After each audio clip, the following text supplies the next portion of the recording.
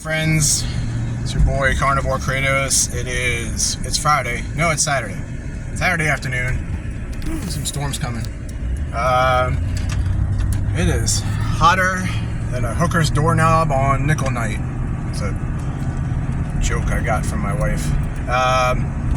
Anyway, I've been I don't know why, just the last couple of days, or last week, I've been really running into these kind of things a lot, and I just really want to address them. Not like it really makes any difference, because most of you, if you're watching this, probably have already heard it from me before, and you probably already agree with me. But the two biggest misconceptions that you run into when you're a carnivore, and it's not a misconception, they're just outright lies that people believe, and I really don't think that these lies will ever die, because they're ingrained in our cultural DNA. It's been generations that they've been pushing this, and so I'll just get right into it. So the first lie, and the most important and the most deadly lie, is that saturated fat and cholesterol will harm your cardiovascular health. And that's not incorrect. It's not wrong. It's a lie. It was a lie from day one, and they knew it.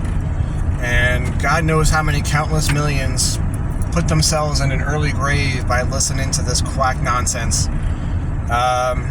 And even like this is no longer a theory anymore. It's been admitted by the establishment health authorities.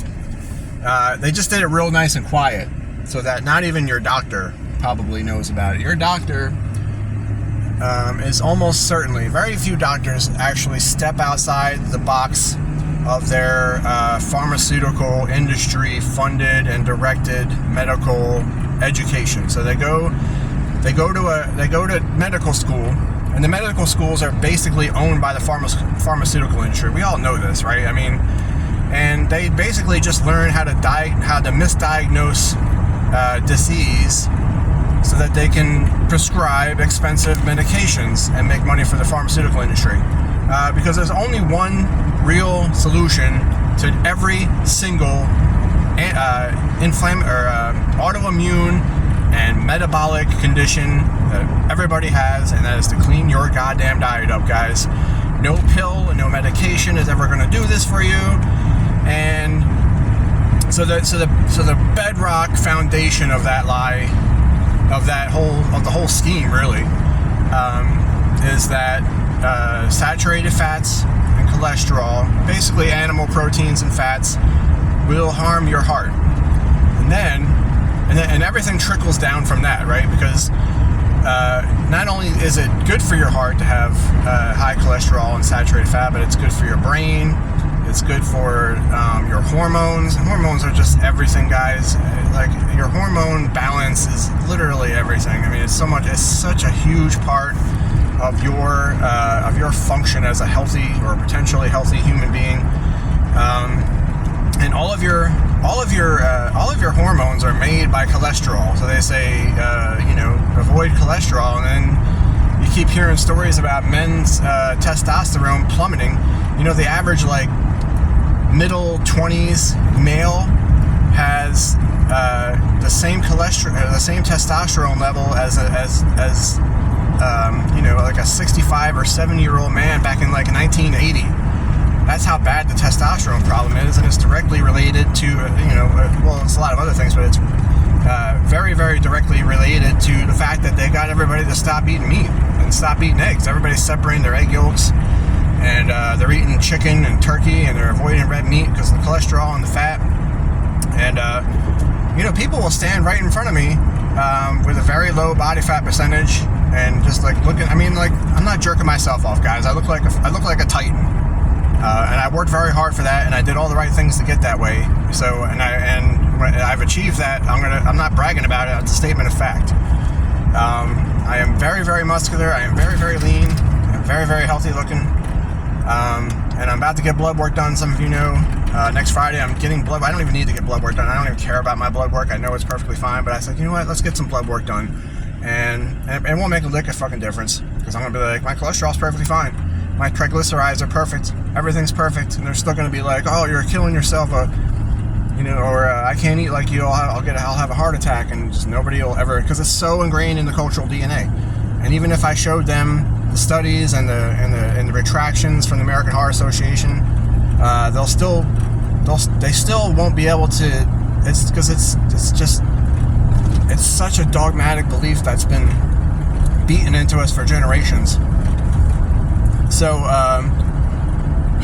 that has to die, guys, and it'll probably never die. I'm a pessimist, or you might say just like a hyper realist. It amazes me that in the current year, with people on social media and the information that is available to people at their fingertips, that especially doctors. I mean, don't doctors they're just lazy. They're all lazy bags of shit. They just go to work and whatever they learned 20 years ago is just that's the carved in stone science, and there's nothing evolves. Nothing is ever learned. That's just it. It's like the Bible, and that's all they know, and that's all they care about, and they're wrong. And the doctors aren't really the ones murdering people per se, because they believe what they're doing. In order to lie, you have to know you're spreading falsehoods, right? So it's the pharmaceutical industry and the medical schools that are lying, and then teaching your doctor to be a quack, basically useless. Unless you got a broken bone or a bad cut, don't ever go to a doctor or a chiropractor. Sure, chiropractors actually heal you. So that has to die, and then this is kind of silly, but and I still hear this all the time, and it's pretty amazing. And I guess there aren't really. I have never really seen any studies to prove this or anything, but I have absolutely no time taking no trouble at all taking a shit. Not to be blunt, guys, but eating meat does not stop you up. Meat does not rot in your gut. It's actually the vegetables that do that. That's why you get gastrointestinal distress often when you eat too many vegetables. The reason why people who eat a lot of meat don't poop as much is because you're feeding your body a product that it's going to utilize in large part. So there's very little waste. That's why you're pooping so little. The reason you're pooping so much when you eat a bunch of fiber and garbage and carbs and everything is because, first of all, you can't digest it. So the fiber that you're eating ends up right in the toilet, undigested. And then it ferments in your lower intestine and creates a massive explosion of bacterial mass. So if you're one of those people that eats a lot of carbs, a lot of fiber, your poop is like one third of your poop mass is bacteria that's caused by the fermentation of the carbs. And then you just keep packing fiber into that, and it just keeps stuffing, and the only reason it moves your bowels is because you're just stuffing indigestible mass into your butthole, and so of course it pushes itself out, but you want to digest it. You want to utilize the nutrients, so you're depriving your body of that. So there's no trouble at all pooping at all, and I don't poop as much as I used to. My poops are not as big.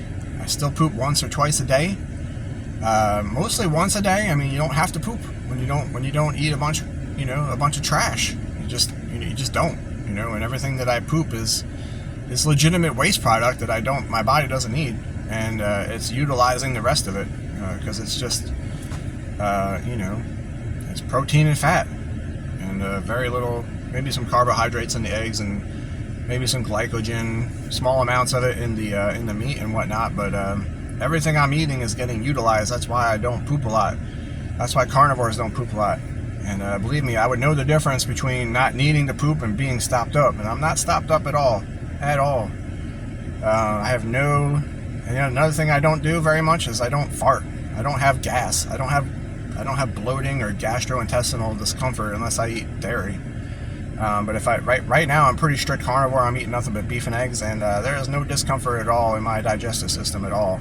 There's no bloating. There's no discomfort, and I'm not going to say that I don't pass gas ever, but I think my wife will attest to the fact that I don't pass gas nearly as much. If I ate some Brussels sprouts or some broccoli, I was going to stink the room up for the rest of the night, and that's not normal. That's it's not it's not good. It's not necessarily good. Everybody thinks that because you eat beans and they make you fart. They make a song about it. Beans are good for your heart. The more you eat them, the more you fart. The more you fart, the better you feel.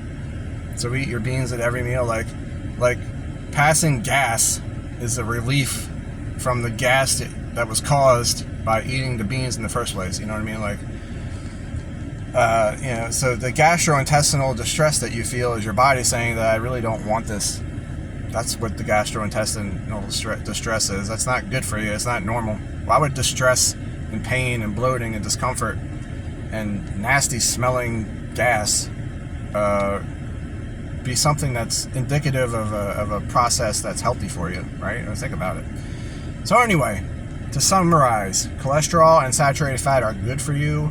There is no amount of it that you can really eat that is bad for you. And like yesterday, I ate 3,700 plus milligrams of cholesterol. It just happened that way. I didn't really try. I ate a lot of red meat. I ate a lot of eggs. I ate some duck eggs. And eating a lot of meat does not cause constipation. The fiber causes constipation. The fiber causes discomfort. And the only reason fiber moves your shit through your bowels is because you're just blasting it with mass. And it's creating a traffic jam, and it's basically there's a traffic jam, and an 18-wheeler just smashes into all the cars and just floors his engine, and he's just shoving all the cars through the traffic jam until he finally pushes himself through, or like a tank, So anyway, I hope you enjoyed my TED Talk, and y'all have a great weekend. Bye-bye.